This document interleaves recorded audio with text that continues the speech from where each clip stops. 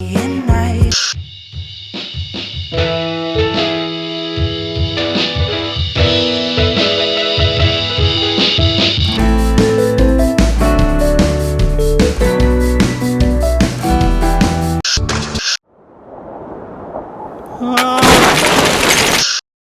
do you have against superheroes?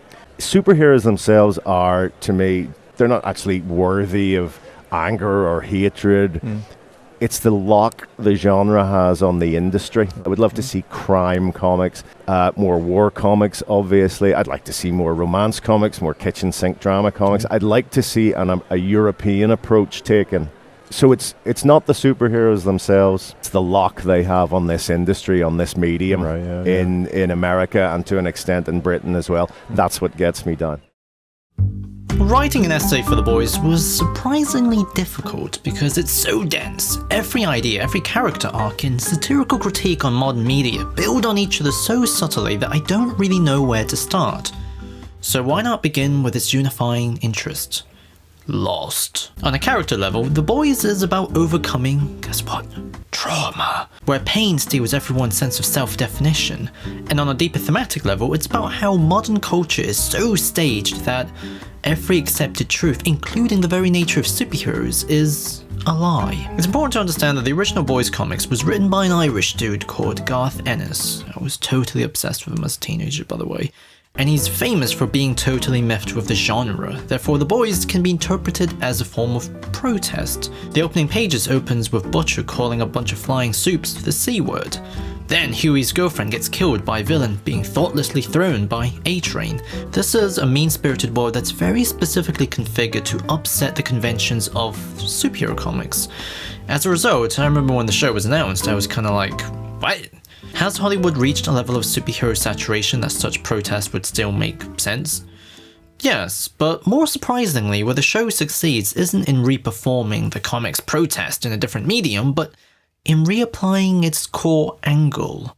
I suppose if I was to sum up the approach that the book takes to superheroes, and this is hardly a new concept, it's an attempt to look at what they would be like in the real world. Now my particular line on that is that they would be a cross between politicians who have an actual effect on our world and pop culture celebrities who are of course well known, instantly recognizable. Their lives are actually followed almost like a soap opera in exactly the same way as famous actors and pop stars.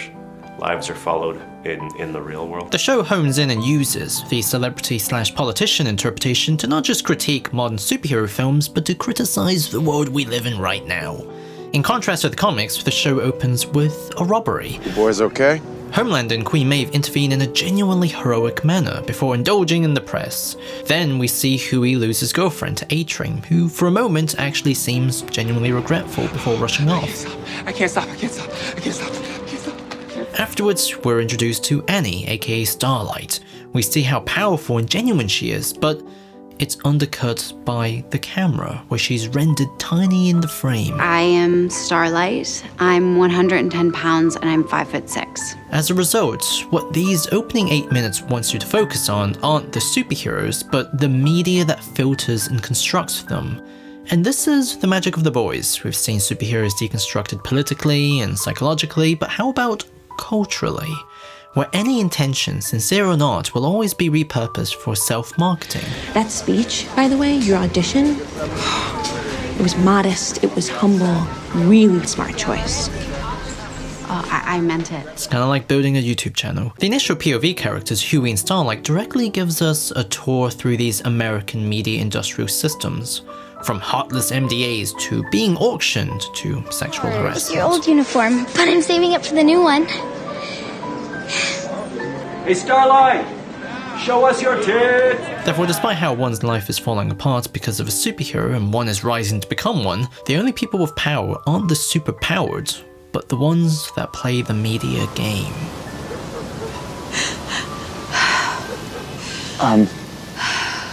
Excuse me. I'm sorry, are you okay? However, the show avoids being entirely satirical by depicting the character's trauma with genuine sympathy. The Garth Ennis point and laugh before I make you cry approach is replaced with a sincere love everyone because you'd probably do the same. And yes, this is the bit where I talk about. Trauma is when an event is so painful and contradictory to your sense of safety and meaning that it creates a wound in your mind. A wound that you're always drawn to scratching because the shadow of the pain from the locked memories gives the wound an itch. The boys in The Boys are all defined by their inability to come to terms with this ineffective feeling. They were all lonely, angry individuals looking to make the world bleed so their own blood can make sense. Huey kills Translucent not out of hatred of him or superheroes, but his hatred with himself. You can't do this. Why not, Dad? You don't have the fight. You never have. Butcher has built his entire identity around his hatred of superheroes and treats people as tools for this hatred. Well, I mean, that's all I need you for right now. Yeah? Because Homelander took his wife in more ways than one. Frenchie got children killed, therefore he stopped building his own life. Why work so hard if you don't have somebody to go home to and sleep next to at night? But I go to sleep next to someone different every night. Yeah, that's because you are old, lonely too. And you're gonna die by yourself. The only character that doesn't ascribe to this pattern is Mother's Milk, the second in command, and that's because he's the only one whose wound did heal. He built another life, another story to define himself. And for that, he becomes the voice of reason, a clear and idealistic mirror that the others point towards. You're not gonna let anything get in your way, even if it's your own friends, man. You promised me things would be different. Matter of fact, you swore it. But this is worse, man. Furthermore, Huey is who Butcher was and could be if his blind bigotry didn't consume him to the point that even when all the cards were right, he still didn't act because he couldn't get his revenge. She's not a bad person. She's a simp, Huey. Just like the rest of them. In contrast, Huey fell in love with Annie. In a world filled with lies, they allow each other to appreciate honesty. Like Frenchie and Kimiko, their very company guides them into rediscovering the value of who they are and stop hating themselves for who they aren't. You know what I think's happening? I think you're holding back for some weird, not gonna show me up on a first date reason. As a result, they stop scratching their wound and let the skin grow back. The Boys, as much as it's a foul-mouthed, violent, and often very angry show, is shockingly never heartless because it loves celebrating the ordinary person as the real hero of everyday life. Friends, family, and the little actions we take to help are what deserves our attention, not what's marketed to us. Because you're a superhero. Really? I can't remember the last time I saved anyone. You saved me. When did I ever save you? Bowling alley. I was angry after Robin. I was headed for this cliff, and then you and me went bowling. Bowling? Yeah. Bowling.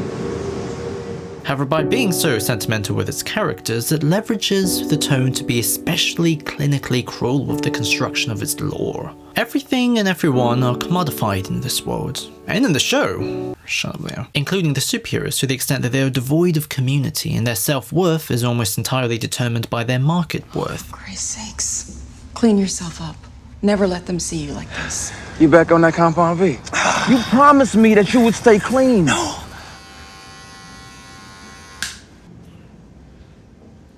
Which brings me to Homelander. The Superman stand-in, except everything about him is completely staged. He was raised in a laboratory to become the best mascot for the company, Vault. Pets? No, just breeding. I try not to get too attached to my subjects. Well, that's true.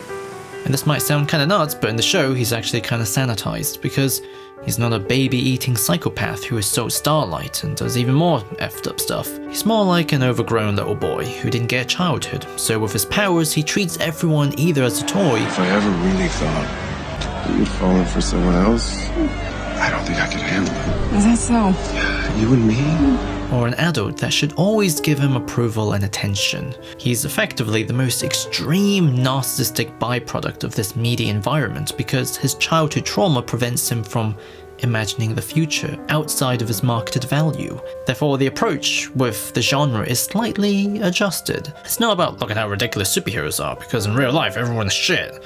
But it's more like, look at how ridiculous our society has become, where there's no way for anyone's integrity to survive the artifice of mass culture. I can't wear that. What? The media is the villain, to the extent that the superhero, in quotation marks, aspect of these characters is literally a front. They're all pharmaceutical experiments, a drug that Homelander then shared with America's enemies. Sequel after sequel after sequel. Therefore, despite the government and Vought being enemies, they're forced to work together, and the company gets that sweet, sweet US military money, despite being outed. So it doesn't matter where heroes really come from. Frankly, it doesn't even matter how the enemy got the Compound V. What matters is they've got it. And there's only one company that has the product to fight back. Starlight is completely disenchanted now, resembling Queen Maeve, but Maeve protects Annie in order to save the part of her that died. You know what? Just be original. My position is already taken. And as Butcher abandons the boys after they've been captured, Huey actually leaves. They're not the same. He goes to Annie because he still believes in superheroes, and that belief keeps each of them alive, and they end up saving the boys and even A-Train in the end. Butcher finally gets his time with Homelander, who discovers there's more to this. In the comics, his wife died due to Homelander's baby, but in this universe, they're both alive. Things are a little bit more complicated.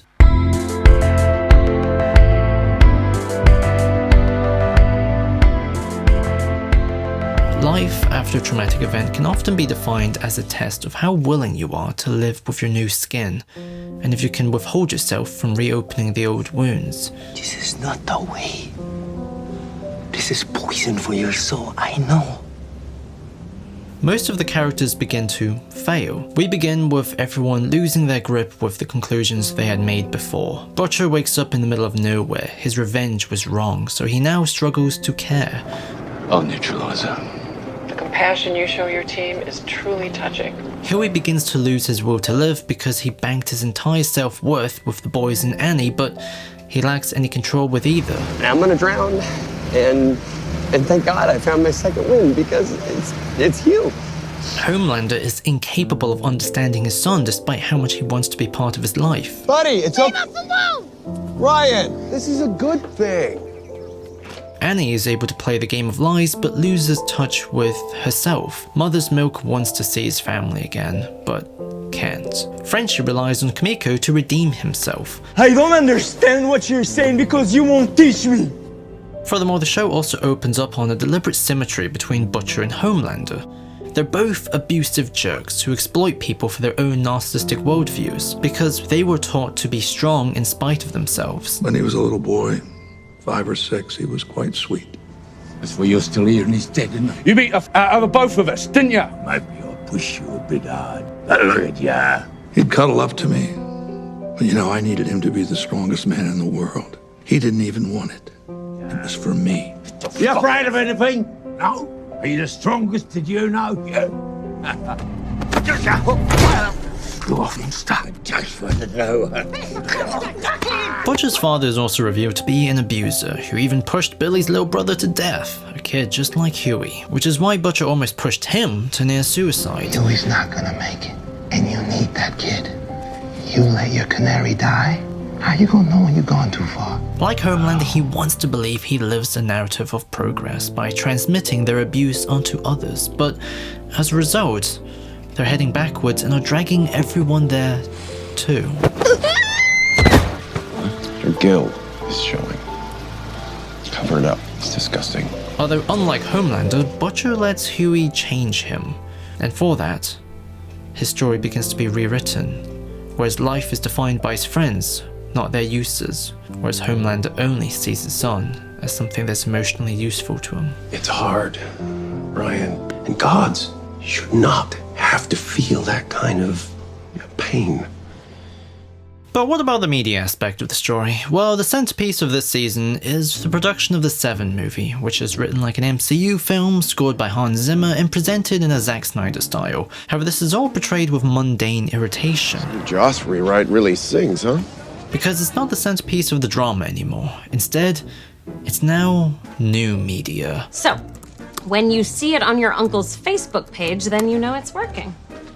If the media were the villain on a participatory level in Season 1, then Season 2 interrogates its effects on a societal level by exploring how ideas spread and divide people, how echo chambers are formed through the circulation of information. First, a video leaks of Homelander casually killing people overseas. Then Stormfront, his rival and a social media savvy real-life Nazi, uses her trolls to control the discourse through disinformation and extreme conservative memes to radicalize the public onto his side. I genuinely can't believe the show had the balls to depict this without any fear of backlash. It's pretty awesome. We are in a war for the culture. Homelander's public opinion then recovers, leading to a relationship between them. Therefore, on a character level, she represents his sexual maturity. He went from competing with a baby to now becoming like a teenage boy. But it's also still a relationship rooted in his narcissism, because she pushes him to like himself in unlikable ways. The other races are grinding us down and taking what is rightfully ours, but we can fight back. And you will be the man who will lead us.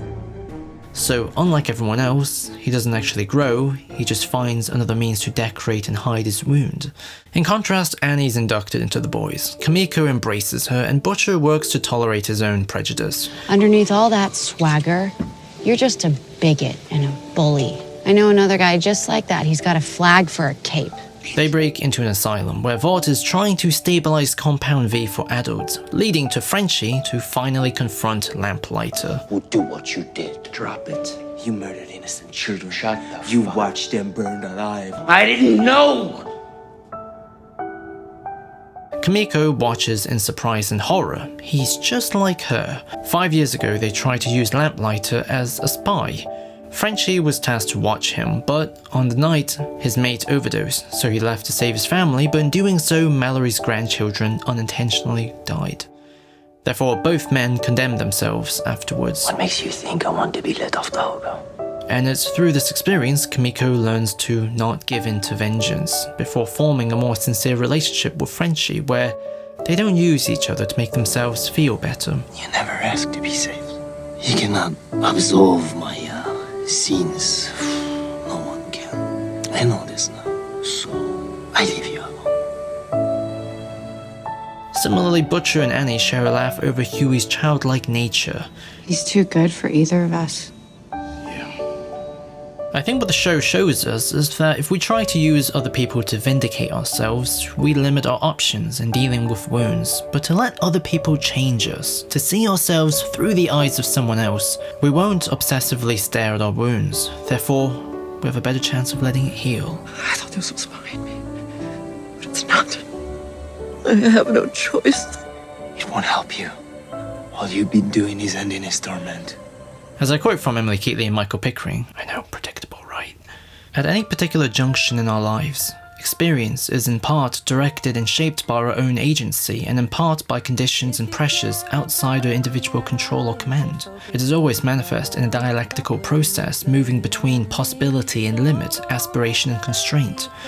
Experience is never exclusively personal or public, interiorized or outwardly facing, self-directed or the blind product of social forces. It crosses between these mutually informing categories, and in that movement is formed the synthesis of self-definition and definition by others that we call the self. But then it's revealed Vought isn't a company, it's actually a fascist regime. Their goals aren't profits, but world domination. The effects are seen when Video Game Donkey wakes up and is so exposed by the constant push of fear-mongering xenophobia from the news and the interwebs that he's brainwashed into a racist killer. People individually may be able to draw the right margins in the self, but the media draws the power lines within society. Godless, inhuman supervillains started pouring across our borders and dragging us down into their mud. The media is still the villain. Its methods of setting the agenda, setting what to think, is interwoven into the fabric of the routines in everyday life. As a result, its effect is characterized almost as a form of trauma in itself for society's imagination, because it's harder to remember the past, hard to make sense of what's going on right now, therefore pretty much impossible to imagine the future, while everything is sustained through a feeling of constant pain. Everything in the show is very cleverly thematically connected. All-out war is about to break out. Becca is on the run after Homelander took her son. Butcher negotiates for her life, but not the boy. And you call me a ruthless bastard. Although the kid Ryan is actually more like Clark Kent than Homelander, who's freaked out by the adoration and was actually raised by the company of love. But I don't really hate anyone. Therefore, as much as Homelander is trying to correct his own life by using Ryan as a weird self-corrected crooked mirror, it doesn't work. I know you want me to be like you, but Dad, I'm not. His very existence also further invalidates Butcher's prejudice, who's now sworn to look after him, to renounce his hatred, to be a better person. And I think where they're going with this is that he's got to make Superman, which is really ironic. As a result, Butcher has effectively his entire life rewritten to the extent that his trauma has actually healed. His very purpose and identity has moved from being a husband without a wife to a big brother to now a father. He even goes against his own deal when the chips are down to save him. Who's gonna sell you out? You didn't, though, and you didn't, and you won't. Subsequently, during the big rescue operation, Stormfront's Nazi past is unearthed and released. She even says, People love what I have to say. They just don't like the word Nazi. That's all. which is a pretty powerful condemnation of the state of current things. After a big fight happens, Homelander sacrifices his own son for the love of the crowd. The life in his eyes now die. He's effectively a husk, and it's ironic how Homelander and Butcher started the season so similarly, but yet end so differently. Everything goes back to normal, everyone is stronger, Butcher gives Ryan his love. The boys are now officiated. Those whose grips struggle to hold and yet shed their weight finds their way through the fog. But this was our dream. This was your dream! I never got a chance to choose my own dream! I was just like you. And then I started giving pieces of myself away, and I guess I gave away everything. This is done. I'll take you up on that. But that's the point, Marvin. It's never done. You just let go. Doesn't matter what we do. Nothing changes. No justice for your father, no revenge against God. You get nothing. I just thought, when you saw how helpless he is now, you'd let it go. Our weakness is the same as anyone's. He wouldn't have this hold over you. It's people. You know, Irvin Yalomi once said you die twice. Once when you stop breathing, and again when somebody utters your name for the last time. What, are you gonna blow yourself up? You saved the little shit that fucking murdered your wife. I'd like to hear about your family. Keep them alive a bit longer. Okay, I have no right to ask you to help me after what I said to you, but... Don't you worry, all right? I will find your son. I promise. If Billy Butcher can do the right thing, then there's gotta be some kind of higher power. If you jump ship and you let the asshole steer, then you're part of the problem. And someone taught me something about hanging in there.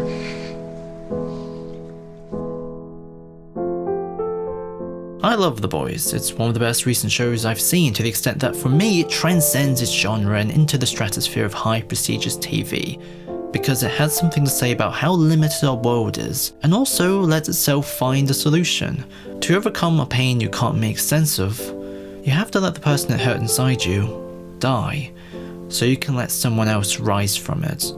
And that change doesn't come free. It requires letting something new write who you are. The Boys shows us that it's best if it's written by a friend, because it may be hard to trust yourself, but trusting someone you love, now that's pretty ideal.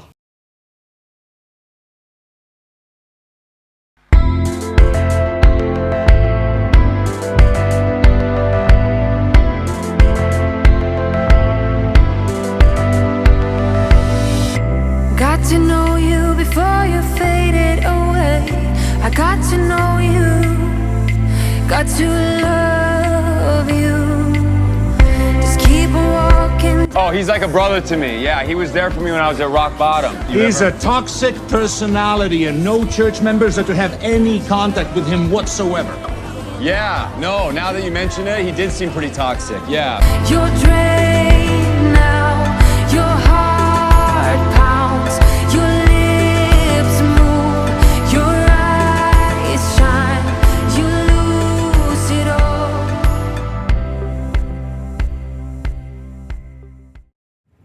truth, justice. The American way. I think someone's just trying to get me to admit I was raised here.